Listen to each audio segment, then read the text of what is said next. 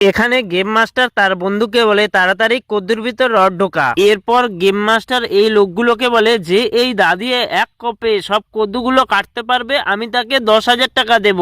তখনই এই লোকটি বলে 10,000 টাকা আমার কাছে দাও।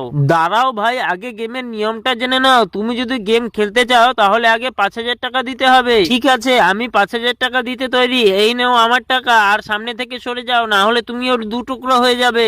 আমার 10,000 টাকা রেডি রাখো, আমি এখনই কেটে ফেলবো।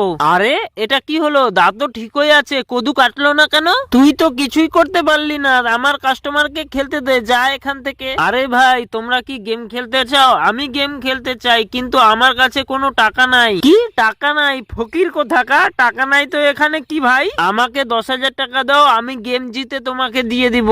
আরে না ভাই, গেম খেলার কোনো দরকার নাই, তুমি তো কাটতেই পারবে না। তুমি চিন্তা করো না, আমার শক্তি দিয়ে কেটে দিব। দেখ, আমি তোকে টাকা দিচ্ছি, গেমে হেরে গেলে টাকা কিন্তু দিতেই হবে। আরে চিন্তা করিস না, তুই দেখতে থাক আমি ওর সাথে কি করি। ভাই তুমি এখানে কি করছো? আমার কাছে টাকা আছে, আমি এখনই গেম খেলতে চাই। আচ্ছা ঠিক আছে, রেডি থাকিস, আমাকে টাকা দাও আগে। শুরু করো। তখনই লোকটি এক কদুর সাথে রড সহকারে কেটে ফেলে। আমি জিতে গেছি, তাড়াতাড়ি আমার 10,000 টাকা বের করো।